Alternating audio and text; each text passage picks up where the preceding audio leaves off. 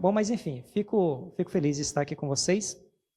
Como vocês puderam perceber, o tema que nós cantamos aqui nesta manhã fala a respeito da volta de Jesus. Então, sempre que eu sou convidado a pregar numa outra igreja, eu procuro falar sobre a volta de Cristo. Porque eu acho que é importante a gente manter essa chama viva no nosso coração, principalmente no momento em que nós estamos vivendo. Porque muitas pessoas, nós falamos por aí, outras pessoas falam que Cristo vai voltar, mas deixa eu dizer uma coisa para você, Cristo não vai voltar, Cristo já está voltando. Nós vamos estudar um pouco a respeito disso, mas antes de abrir a palavra de Deus, eu gostaria de orar mais uma vez, pedir sabedoria a Deus, para que Ele possa me conduzir neste momento. Vamos orar então. Pai amado, de misericórdia, de amor e de graça, neste momento, que o Senhor possa me usar mais uma vez, que Teu Santo Espírito possa tocar os meus lábios, que possa iluminar a minha mente, que possa também se mover livremente no meio do Teu povo nesta manhã, para que essa mensagem que o Senhor me inspirou para que eu apresentasse ao Teu povo nessa manhã, possa ser relevante, possa tocar o coração deles e, acima de tudo, causar transformação na vida também, Senhor. Eu sei que é um tema, um assunto que nós, como adventistas do sétimo dia, nós acreditamos profundamente. Mas às vezes nós não vivemos de acordo com aquilo que nós acreditamos. E é por isso que neste momento eu lhe peço perdão, Senhor. Não somente pelo teu povo, mas também peço perdão pelas minhas faltas, pelas minhas debilidades. E que neste momento, Senhor, teu Santo Espírito possa suprir qualquer falha minha e que os méritos de Cristo Jesus possam limpar e me purificar, para que não haja uma separação entre mim e ti neste momento, enquanto eu estiver apresentando a tua palavra. É o que eu te peço em nome de Jesus. Amém. Bom, vamos abrir as Bíblias de vocês, se vocês puderem, por gentileza. Pegarem a sua Bíblia, seja ela eletrônica ou seja ela física, de papel. Deixa ela aí preparada, porque nós vamos usar ela algumas vezes nessa manhã. Como eu falei, nós vamos estar falando sobre a volta de Cristo. Mas antes de eu entrar diretamente na volta de Cristo, deixa eu só fazer uma pergunta aqui. Quanto tempo eu tenho para pregar? Até que hora eu prego? São meio-dia e 10. Que hora vocês acabam? Ok. Então, só para a gente ter uma ideia do tempo e não passar do tempo. Ok, tá bom então. Antes da gente falar da volta de Cristo, é importante a gente entender e saber também, talvez, todos vocês devem saber, mas então é importante relembrar de que Cristo já esteve aqui nessa terra, não é verdade? E quantas vezes Cristo esteve aqui nessa terra? Alguém pode me dizer?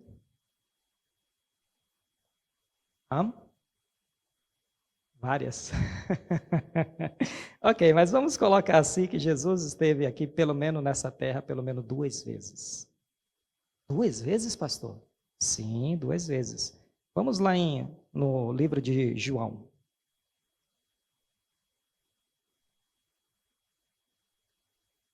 Livro de João, Novo Testamento. Esse vai ser o nosso texto para começarmos. Acharam? João, capítulo 1 e o versículo 1, que diz o seguinte: no princípio era o Verbo, e o Verbo estava com Deus, e o Verbo era Deus. Ele estava no princípio com Deus, todas as coisas foram feitas por intermédio dele, e sem ele nada foi feito e se fez. No princípio era o Verbo. A realidade é que Jesus sempre quis estar com os seus filhos.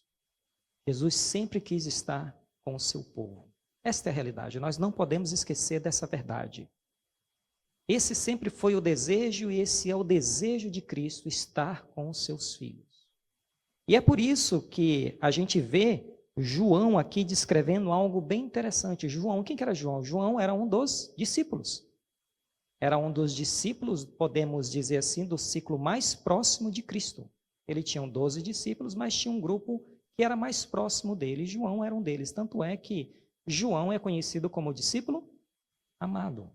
Era um jovem que decidiu seguir Cristo, ainda muito novo, e por incrível que pareça, ele também foi o último a, podemos dizer assim, descansar no Senhor dos seus discípulos.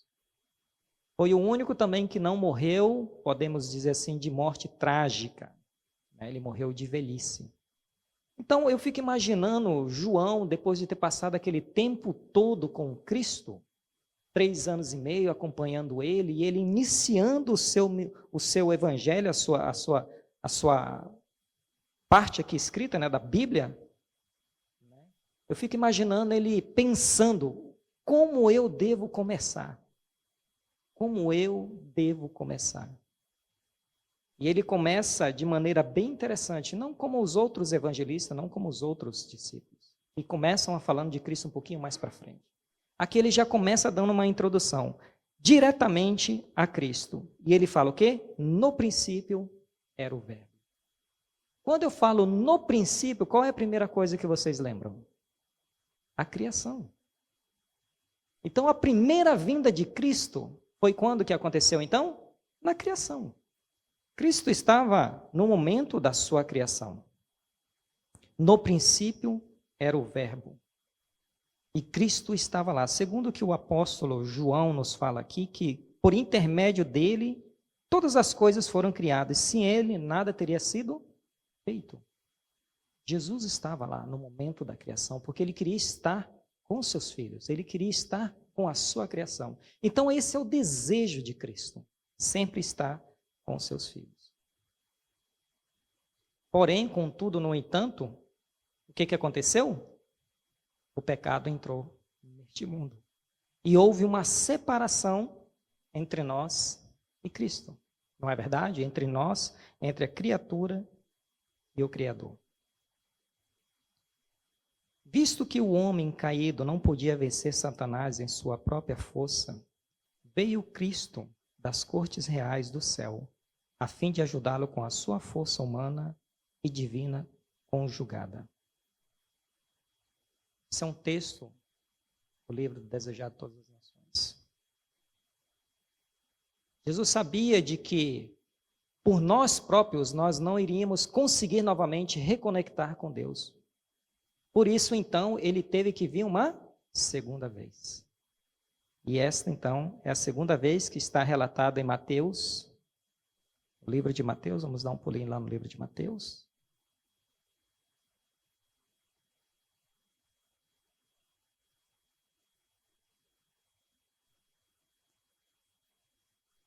Lembrando que, quando houve a queda do ser humano, Deus tinha feito uma promessa de que ele não ia permitir que o pecado continuasse, de que a conexão do ser humano com Deus precisava ser restaurada. Então, no livro de Mateus, capítulo 1, versículo 21, nós podemos ver isso.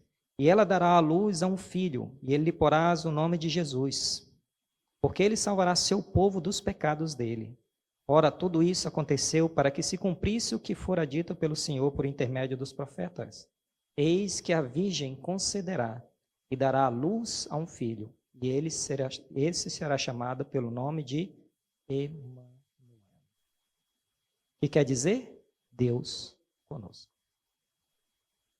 Muitas vezes a gente pensa somente que Cristo veio nessa terra para expiar os nossos pecados, para pagar o preço do pecado. E não está errado nós pensarmos nisso. Esse foi o propósito dele também. Porém, um dos objetivos de Cristo de vir nessa terra foi para quê? Para que ele estivesse conosco. Para que ele estivesse mais uma vez com os seus filhos. Porque é o desejo de Cristo estar com quem? Com os seus filhos. Ele veio a primeira vez na criação, porque ele queria estar com seus filhos. Ele veio a segunda vez, porque ele queria estar com os seus filhos também. Ele queria estar com a sua criação. Não somente a isso, mas ele veio também para cumprir as profecias. No livro de Isaías 7,14, nós vemos falando a respeito da profecia. E existe várias profecias na Bíblia apontando de que Cristo ia voltar. E muitos falam pela primeira vez, mas na realidade não era a primeira vez, era a segunda vez que Cristo estava voltando. E hoje a gente fala assim, Jesus voltará pela segunda vez, mas na realidade ele vai voltar pela terceira vez. Essa é a realidade. Porém, não há nada de errado da gente falar que ele vai falar, que ele está vindo uma segunda vez. Mas é algo interessante que é importante nós compreendermos um pouco a respeito de quem é esse Jesus. Esse Jesus que esteve na criação, esteve também a segunda vez, quando Maria deu a luz a ele. Porque nos livros da Bíblia, nós podemos perceber que esse Jesus que esteve na criação, que veio uma segunda vez, apresentou algumas características. Em João 1,36, fala que ele é o Cordeiro de Deus, que ele é a mansidão em pessoa. E Jesus era maravilhoso e sincero. Uma das primeiras características que nós podemos ver em Cristo, nesse Jesus, é que Jesus é maravilhoso. E por que ele é maravilhoso? Pelas coisas que ele fez na minha vida, pelas coisas que ele tem feito na sua vida, pelo preço que ele teve que pagar para resgatar eu e você. Alguém maravilhoso, somente alguém que é maravilhoso, fez e faz tudo por mim e por você. Porque mesmo hoje ele não estando presente conosco aqui nessa terra, ele ainda continua intercedendo por nós. Nós acreditamos que Jesus está no santuário celestial intercedendo por mim e por você. E se não fosse assim, provavelmente nenhum de nós estaríamos aqui mais, porque nós teríamos sido consumidos pelo nosso pecado. E digo mais, também nós não teríamos a oportunidade de ver ele novamente. Primeira característica que nós podemos ver é um Jesus maravilhoso. Ele é a própria verdade, segundo João 14,6. Jesus é maravilhoso. Uma outra característica que nós podemos ver é que ele é o conselheiro. Ao jovem rico ele diz, vende tudo o que tens e terá um tesouro no céu. Vem e segue. Aconselhando o jovem, porque o jovem perguntou, o que farei para herdar a vida eterna? Jesus fala assim, guarde os mandamentos. Ele já fez de tudo, isso eu sempre faço. Jesus fala, ok, então vou te dar um conselho. Vende tudo, dá aos pobres, o quê? Jesus é o conselheiro. A mulher pecadora, aquela que foi trazida aos seus pés para ser apedrejada. O que ele disse a ela?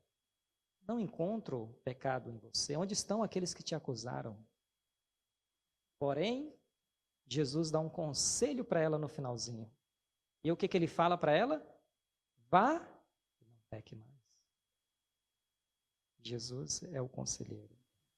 Aos escribas e fariseus, ele aconselhou, dê a César o que é de César e a Deus o que é de Deus. Jesus é o grande conselheiro. A pergunta é, temos hoje nós buscado os conselhos de Cristo? Temos eu e você buscado esses conselhos maravilhosos que ele deixou na Bíblia? Muitas vezes a gente acaba afundando na lama ou atolado na lama porque simplesmente a gente não quer ouvir os conselhos. Uma grande mentira do diabo é que diz o seguinte, que se conselho fosse bom, ninguém dava, fazia o quê? Vendia. Isso é uma grande mentira. Porque Jesus aconselhava as pessoas. E nós precisamos aconselhar e ouvir conselho das pessoas. Um dos grandes perigos para o cristão é ser arrogante, presunçoso, achar que conhece tudo. Achar que não existe novas verdades a ser aprendidas. Achar de que quando as coisas estão afundando, o casamento, a criação dos filhos, o comércio, o seu trabalho, acham que sabem tudo e podem resolver todo o problema. Deixa eu falar uma coisa para você, você está redondamente enganado. Porque a Bíblia me diz que há sabedoria na multidão de conselhos. Por que não procurar alguém, se você que tem um negócio e está com problema no seu negócio, por que não procurar uma outra pessoa que tem um negócio e que está prosperando e que está fazendo as coisas certas, por que não perguntar para ele? Você que passa a lição da escola sabatina, você que vê outras pessoas passando com habilidade e acham que a maneira como você está passando, por que não perguntar para aquela pessoa, falar assim, escuta, eu vejo que você tem habilidade em passar a lição da escola sabatina, como é que eu devo fazer, o que eu devo procurar, como eu devo, me preparar? Aquelas pessoas que gostam de pregar, aquelas pessoas que são mães recentemente, por que não perguntar para as pessoas que têm mais experiência com 2, 3, 4, 5, 6 filhos? No caso da família da minha esposa foram 12. Por que não perguntar para uma mãe ou para o pai, escuta, como é que você fez para dar conta de tudo isso daí? A família da minha mãe também foram 10. Por que não perguntar? Por que não buscar conselhos das pessoas mais velhas? Por que não buscar o próprio conselho de Cristo? Está onde? Está aqui. O maior conselho, o maior conselheiro está aqui. E é Jesus Cristo, porque a Bíblia fala de Jesus Cristo de capa a capa, é sobre o Salvador. E esse Jesus também, ele é o Deus forte. Sua grandiosa fortaleza foi demonstrada quando ele venceu o pecado, quando ele venceu a morte e quando ele venceu Satanás. Nem mesmo a morte, que é o nosso maior inimigo, pôde deter a Cristo. Nem mesmo a morte. Por quê? Porque ele é a própria vida, porque ele é poderoso. Porque ele foi capaz de vencer o pecado que continua querendo dominar a gente. E eu falo assim, querendo dominar, porque nós não somos dominados mais pelo pecado. O pecado só domina a gente se a gente quiser. Porque Cristo já fez tudo para que o pecado não tivesse mais poder sobre nós. Antes nós éramos escravos do pecado. Hoje nós não somos. Somos porque nós queremos. Mas não precisamos. É o Deus forte. Pergunta: temos nós buscado força nele? Ou temos nós buscado força no nosso intelecto, no nosso dinheiro, no nosso inglês, no nosso português, no nosso espanhol? Aonde a gente tem buscado as nossas forças? Temos buscado as forças no Google, no AI? Aonde nós temos buscado a nossa força? A palavra de Deus fala de que sem Cristo, ou sem mim, nada podereis fazer. Jesus é o Deus forte. Jesus é o conselheiro. Jesus é maravilhoso. E o que mais? O que mais que a Bíblia fala a respeito de Jesus? Ele é o príncipe da paz. O principado está com ele, e a paz é a sua característica. A Bíblia fala que quando Jesus voltar, ele voltará como Rei dos Reis e Senhor do Senhor. O principado está sobre ele. E é o interessante de que esse reinado, esse principado, este reino, não é como nós conhecemos. Não é como nós conhecemos aqui na Inglaterra, onde nós temos um novo rei. Não, não é. É um principado regido pela paz, pelo amor, pela graça. Algo totalmente diferente. Mas, porém, a vida de Cristo não para por aí. Jesus tinha uma missão. Que missão é essa? Ele veio para servir.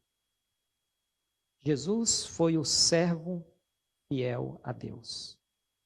Porque ele sabia que o preço que ele tinha que pagar era alto. Mas mesmo assim, ele falou o seguinte: eu vou servir. Pai, se for possível, afaste de mim este cálice. Mas ele falou: estou aqui para servir. E um dos maiores exemplos que a gente vê da servidão de Cristo é que ele passava horas e horas, dias e dias, curando pessoas, servindo as pessoas. O Espírito de Profecia fala que ele acordava cedo e ficava até altas horas da noite. E por onde ele passava, não ficava ninguém doente, não ficava ninguém sem que ele não atendesse. Servir. E o grande exemplo que nós temos disso é o quê? A Santa Ceia. Quando o próprio Cristo lavou os pés dos seus discípulos. Hoje, eu não sei quanto a vocês, hoje nós temos uma ideia de lavar pés, algo, podemos dizer assim, não é uma grande coisa, não é um big deal. As pessoas lavam os pés dos outros, assim, de maneira, às vezes, sem muito constrangimento, podemos dizer assim. Mas eu não sei quantos de vocês já moraram em cidades que não tinha asfalto, que era poeira. Eu morei numa dessas cidades, que hoje tem asfalto lá, mas na época não tinha. E eu lembro que eu andava pelas ruas empoeiradas, quando eu chegava na minha casa, o meu pé não era da mesma cor que eu tinha saído de casa. E imagine pé de moleque, jogando futebol. Aquela poeira grudada com suor, imagine a situação, como é que ficava. Pior ainda. E era mais ou menos, essa era a situação dos pés das pessoas da Palestina. Eles passavam o dia andando e o suor com a poeira virava aquele negócio, uma coisa esquisita. E Jesus falou assim, não tem problema, eu vou lavar seus pés. E é por isso que houve o espanto dos seus discípulos, Senhor, não, jamais, não permitiremos fazer isso. O Senhor não vai tocar nos nossos pés, primeiramente porque o Senhor é o nosso Senhor, o Senhor não é escravo, isso aqui é papel para escravo, para servo. E Jesus falou assim, não, vou servir a vocês. Durante 3 anos e meio, Jesus esteve nessa terra, servindo as pessoas. Só o que aconteceu? Ele foi morto, ressuscitou, e aí ele falou, eu acho que eu vou ficar aqui mais um tempinho. Ficou, até que ele ficou um tempinho a mais. Mas chegou um momento em que ele falou assim, agora eu preciso ir ao Pai. E houve então a segunda separação, mais uma vez. Cristo mais uma vez teve que deixar os seus filhinhos. Aquele desejo que ele tinha de estar com os seus filhos foi quebrado mais uma vez. Dessa vez não pelo pecado, mas pelo ministério, por aquilo que ele precisava fazer. Ele precisava subir ao Pai, apresentar o seu sacrifício. Ele precisava começar a interceder por mim e por você no santuário celestial. Era necessário que o povo fosse julgado e que através dos méritos de Cristo Jesus, cada um de nós pudesse receber o carimbo de inocente. Não há condenação, porque a palavra de Deus diz que aquele que está em Cristo não há mais condenação.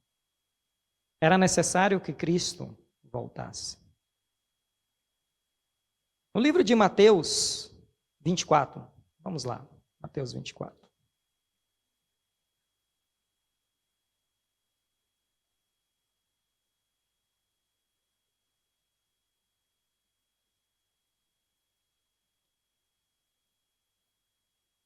Achem aí Mateus 24.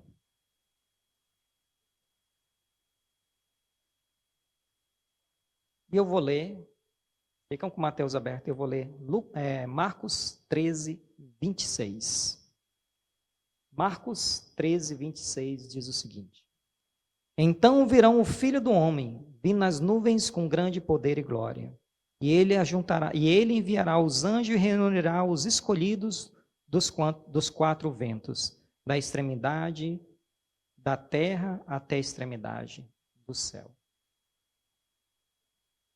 Este é um relato que Marcos está dando da vinda de Cristo, a terceira vinda de Cristo. Porém, chegou o momento em que Jesus falava com os seus discípulos e Jesus já estava falando de que ele ia para o céu, que ele ia morrer, mas que um dia ele voltaria. Então, seus discípulos, em Mateus 24, começam a perguntar para ele: Senhor, diga, quando acontecerá essas coisas? Mateus 24.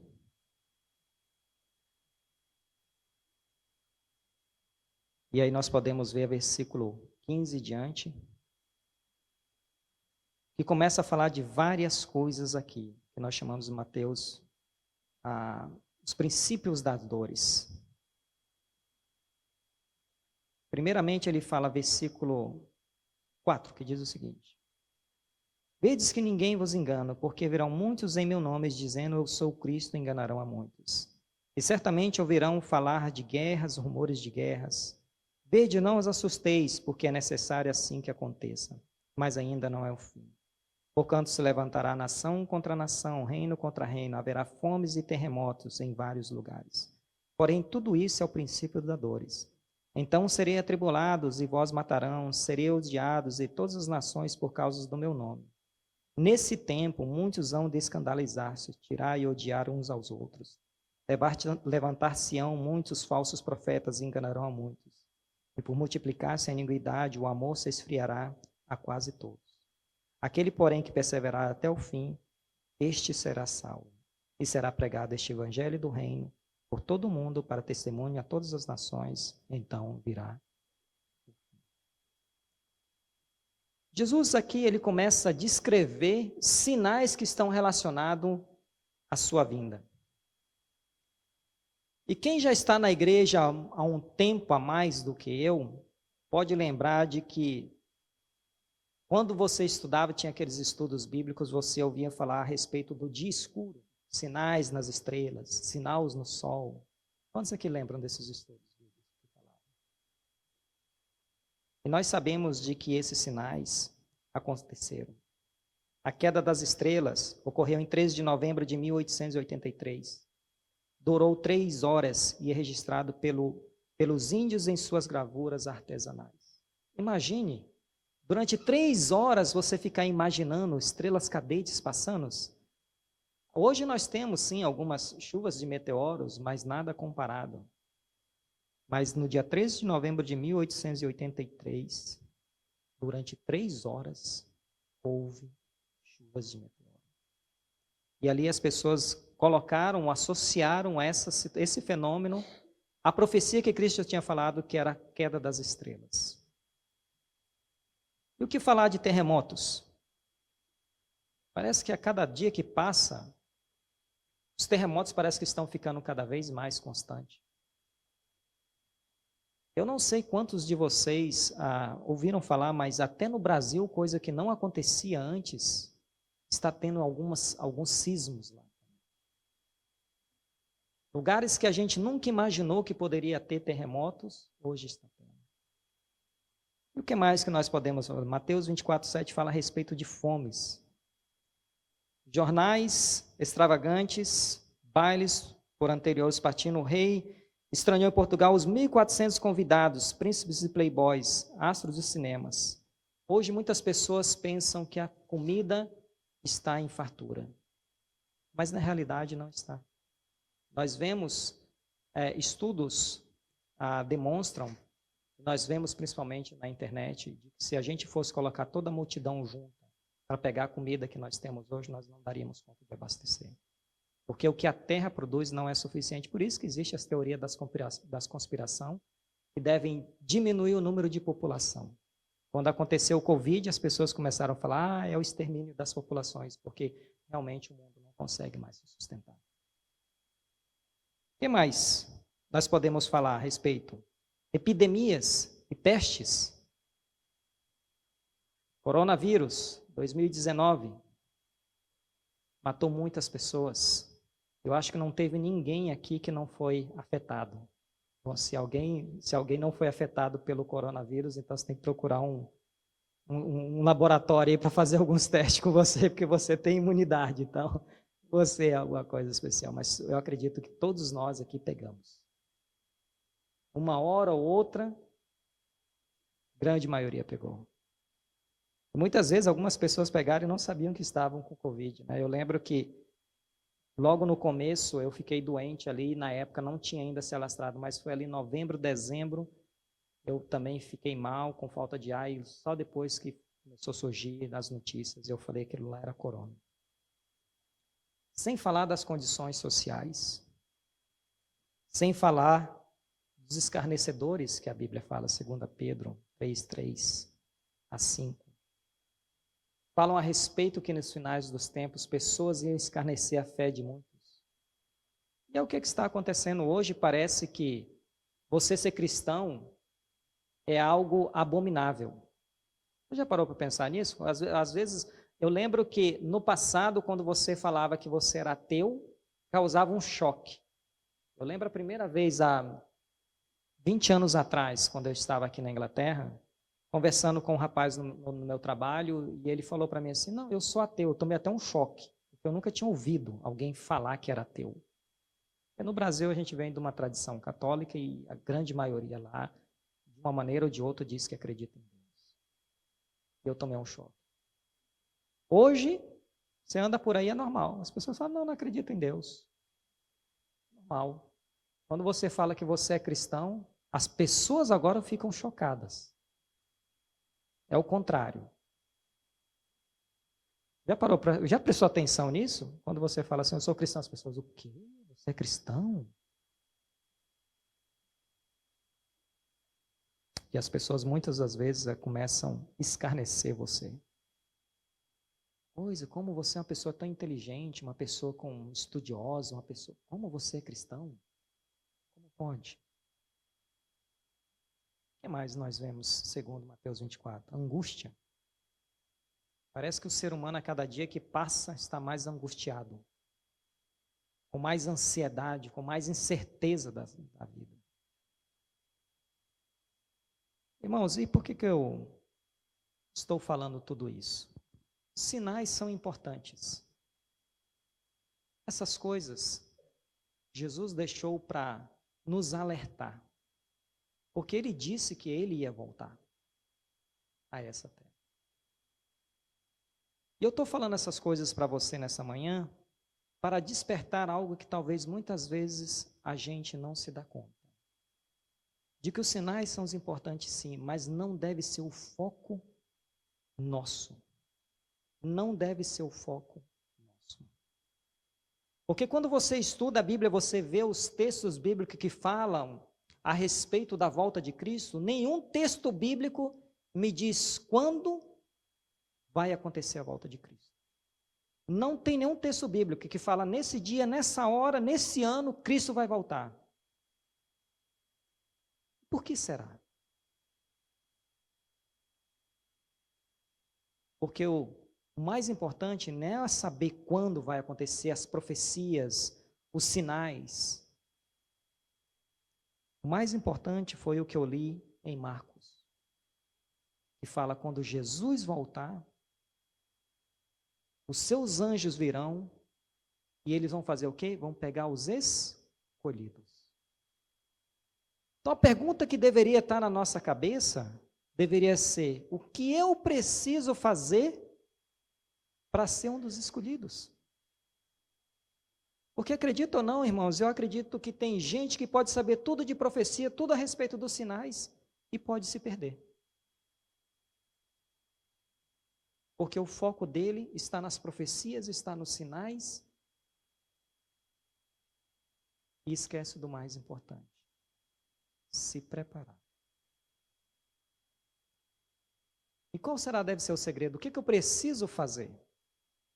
No livro de Romanos, a partir do capítulo 8 em diante, nós podemos ver Paulo falando a respeito de uma frase interessante. Deixa eu abrir aqui Romanos.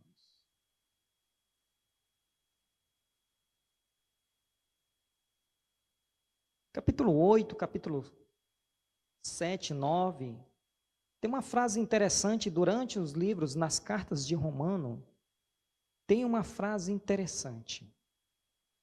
falando a respeito do que eu preciso, Paulo aconselhando o povo de Deus em se preparar para a volta de Cristo. E que frase é essa? Capítulo 8, versículo 1 diz o seguinte: agora, após há nenhuma condenação para os que estão em Cristo. Então, o que eu preciso fazer para ser um dos escolhidos? O que eu preciso fazer para ser um dos escolhidos quando Cristo voltar a essa terra? Diga para mim, vamos ver se vocês entenderam. Muito bem. Valeu a pena, viu? Falei um monte de coisa, mas o mais importante é isso aqui.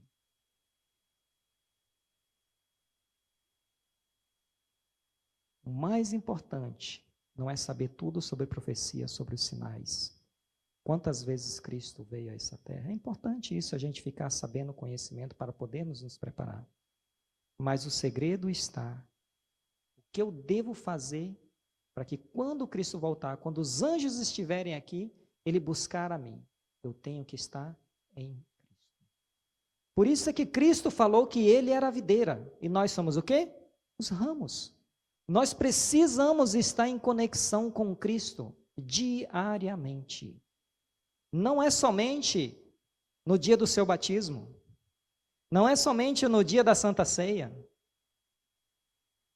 É diariamente eu preciso estar em Cristo. Eu preciso me revestir de Cristo. Eu preciso ouvir a voz de Cristo. E aí você fala assim, pastor, como é que eu faço isso? Como é que eu faço isso?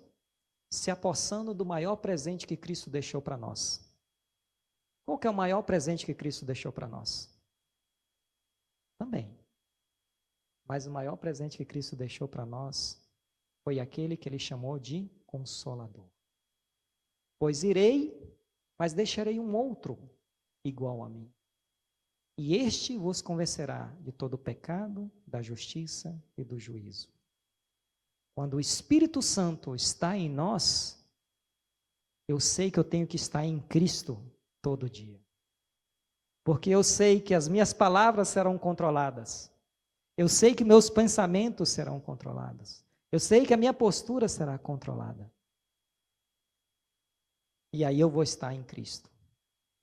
Mas quando eu não pego, quando eu não aceito o maior presente de Cristo, que é o Espírito Santo, e a questão aqui não é ter mais do Espírito Santo, a questão aqui é o Espírito Santo ter mais de nós. Porque o Espírito Santo não é um poder, não é uma força. Ele é um ser, é um Deus. Então é Ele que precisa ter mais de nós, podemos dizer, Ele que tem que possuir mais a gente, não a gente possuir Ele. Diariamente nós precisamos buscar o Espírito Santo, porque Ele vai nos convencer da nossa verdadeira natureza, da nossa verdadeira necessidade. Sabia disso? Porque a gente levanta de manhã e a gente pensa que a nossa maior necessidade é ir para o trabalho. É comer, é beber, é festejar, é vir para a igreja. Essas coisas têm o seu valor, mas a nossa maior necessidade é o Espírito Santo em nossa vida. Porque Ele vai fazer que nós estejamos em Cristo. E uma vez que eu estou em Cristo, segundo o apóstolo Paulo, ele diz que não há nenhuma condenação. Então, quando os anjos vierem, quando Jesus voltar nas nuvens do céu, quando Ele mandar os seus anjos vir pegar os escolhidos, Ele vai buscar quem? Aqueles que estão em Cristo. Aqueles que não têm condenação. Porque no céu não vai haver mais pecado. E para que não haja mais pecado, precisam ter pessoas que estão limpas, que não há condenação mais sobre elas.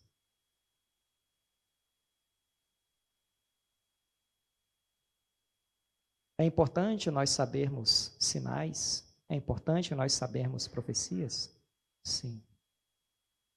Mas o mais importante é estar em Cristo.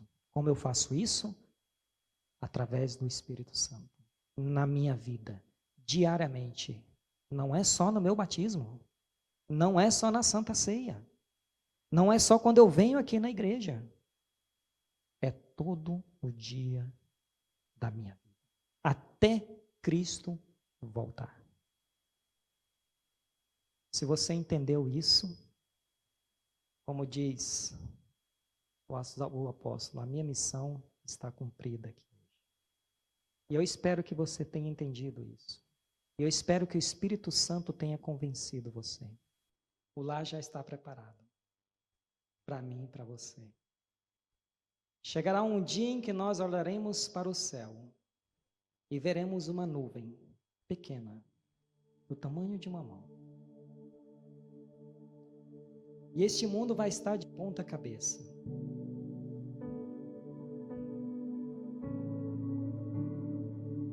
Então, aquela mão pequena vai cada vez mais, aquela nuvem pequena cada vez mais vai ficando maior, até encher todo o céu. E ali nós poderemos olhar para o céu e ver Jesus, rodeados por anjos. Não um, nem dois, mas milhares de anjos. Enquanto muitos olharão para essa cena com terror e medo, até o ponto de pedir que as rochas caem sobre ele para esconder da face do Cordeiro. Mas muitos estarão olhando para o céu e vão dizer: eis o meu Redentor, a qual eu tanto aguardava. Jesus dará o comando aos seus anjos: busca os meus escolhidos. Nós iremos encontrar com Jesus nas nuvens do céu, porque Jesus não vai colocar o seu pé aqui nessa terra. Então nós faremos uma viagem celestial, intergaláctica. Chegaremos num lugar bonito, um lugar de paz, onde não há nem morte, nem dor, nem sofrimento, onde todos estaremos falando a mesma língua, onde todos nós estaremos sorrindo, com muita alegria no coração, porque a gente sabe que o pecado chegou ao fim. Nós poderemos olhar então uma cidade especial, a Nova Jerusalém. Uma cidade cercada por um muro especial, com 4 lados, com as portas, com nomes escritos nessas portas dos seus discípulos, do povo de Israel, das tribos de Israel. E o Espírito de profecia nos fala que nós entraremos, cada um na sua própria porta, de acordo com o seu temperamento. Quem serão os Pedros? Quem serão os Tiagos? João? Quem será? Da tribo de Judá? Quem será? Porque o céu assim é um lugar de ordem. E nós entraremos por essas portas magníficas, com portas com pérolas feitas de pérolas, o chão feito de ouro. Eu fico imaginando aquela multidão entrando e se concentrando no meio da cidade santa. Uma grande multidão, que a palavra de Deus fala aqui. Os salvos serão incontáveis. E quando aquela grande multidão estiver toda reunida, Jesus então se apresentará. E mais uma vez a gente vai poder estar junto com Ele. Porque esse é o desejo dele, de estar junto com os seus filhos. Nós poderemos ver Ele à distância. Mas algo interessante vai acontecer neste momento. Porque toda aquela multidão que vai estar em volta de Cristo, em um determinado momento, eles vão começar a abrir um caminho. Pois alguém muito alto, muito bonito, começará a caminhar em direção a Cristo, com a sua coroa em sua cabeça. E ele chegará perto de Cristo, aos pés de Cristo, vai tirar a sua coroa e vai colocar nos pés de Cristo. E ele vai olhar para Cristo e vai dizer: não sou digno. Não sou digno. Cristo vai olhar para ele: sim, você não é digno, mas eu te fiz digno, porque você estava em mim. Todos nós tiraremos as nossas coroas e colocaremos ao pé de Cristo. E vamos dizer a mesma coisa: não sou digno. Não sou digno. E Cristo vai olhar para cada um de nós e vai dizer: levante, meu filho, minha filha, possuí a terra que está preparada para você desde a fundação dos tempos.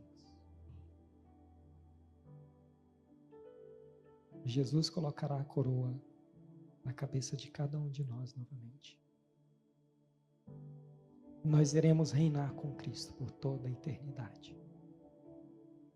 Todo sofrimento, toda luta, toda dor que nós passamos nessa terra não vai ser nada comparada com o que Deus tem preparado para nós.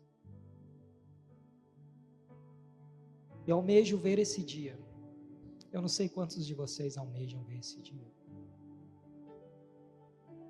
Eu espero estar no meio desse povo. Eu espero poder um dia tirar a minha coroa e colocar aos pés de Cristo.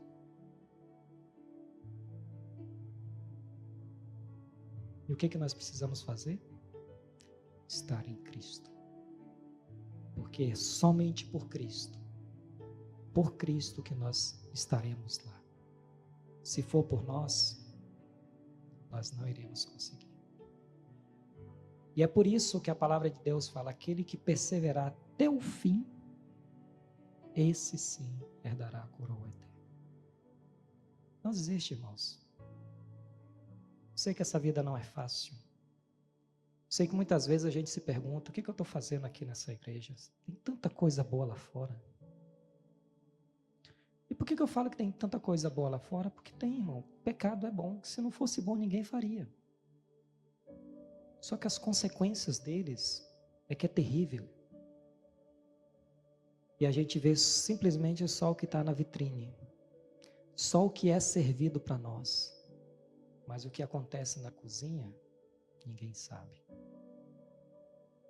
Cada dia que passa, o inimigo tem colocado várias coisas em nossas vidas, para que a gente não esteja mais em Cristo. Não se iluda, irmãos. Cristo está voltando. Está na hora da gente parar de brincar de ser cristão. Parar de viver uma vida dupla. Porque o dia e a hora, ninguém sabe. Pode acontecer assim. Pode acontecer assim. No mundo que nós vivemos, as coisas acontecem muito rápido.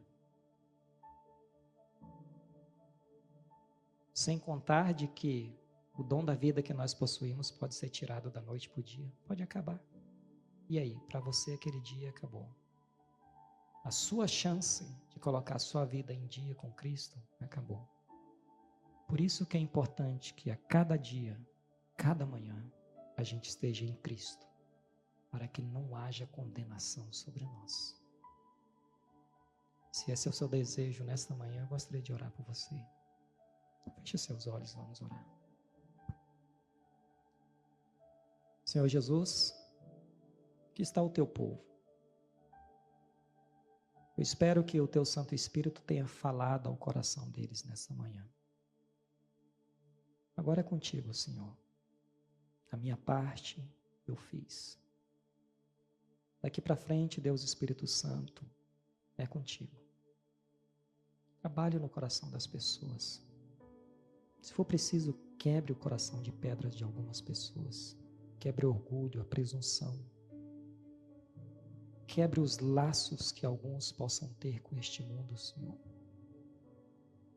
Talvez alguns estejam vivendo uma vida dupla, uma vida que não está de acordo com a sua vontade, Senhor.